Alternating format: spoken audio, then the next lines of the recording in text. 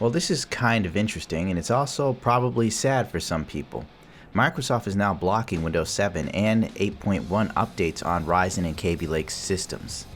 Bristol Ridge and Kaby Lake based systems, stating that the hardware is unsupported and won't receive updates. This clearly showcases why both Intel and AMD list their new CPUs with a lack of Windows 7 support. With Microsoft refusing to support these new CPU platforms on any OS other than 10. In other words, AMD and Intel can't officially support Windows 7 and 8.1 regardless of the demand from consumers. This just sounds more like them trying to force it down your throat, and if you didn't jump to 10, you won't have much of a choice now. I mean, you can still use these CPUs and so on, but I guess at your own peril. While Windows 7 and 8.1 can still be installed on these CPU platforms with the correct drivers, and lack of OS updates will present some major security concerns for users.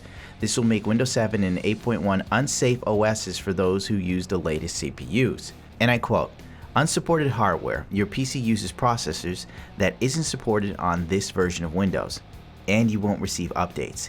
Because of how this support policy is implemented, Windows 8.1 and Windows 7 devices that have the 7th generation or later generation processors may no longer be able to scan or download updates through Windows Update or Microsoft Update." Maybe there's a way around this.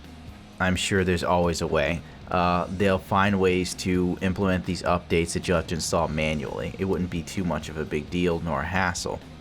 Apparently, the AMD RX 500 GPU series is now rumored to launch on April 18th, so it was pushed back. Originally, it was supposed to be the 11th.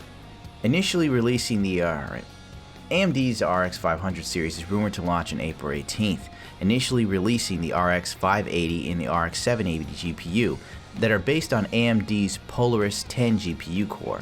These new GPUs will not be simple re-releases, but more of a refresh design which uses an optimized version of GlobalFoundries' 14nm FinFET process and offers enhanced clock speeds and greater levels of power efficiency, which means that the RX 500 series is not just a rebadged RX 400 series GPU, but an enhanced design that offers more throughput with less power.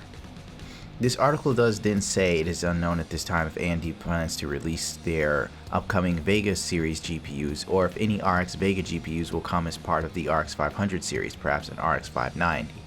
I'm pretty sure that the Vega GPUs will have their own line, I'm guessing, because that's the way they're putting it. I recall watching that AMD special, which name I cannot remember, Casablanca. But anyway, I'm pretty sure that this is just going to be branded the RX Vega series, if not just a singular RX Vega card, and it won't be part of the 500 series. Sort of like how last time they had the Fury X, so this is the RX Vega, so it makes total sense that it's not part of the 500 series, in my personal opinion. Well, that's going to do it for me. This is just a quick little story for those who are still using Windows 7. I'm pretty sure there's more people using Windows 7 than Windows 8.1 that are possibly thinking of moving to Ryzen and keeping the same OS. But odds are, if you are using Windows 7, you're probably not updating it. And most people pirated Windows 7 anyway, so you didn't bother with the updates, most likely. So this really doesn't affect anyone that's computer savvy, in my personal opinion.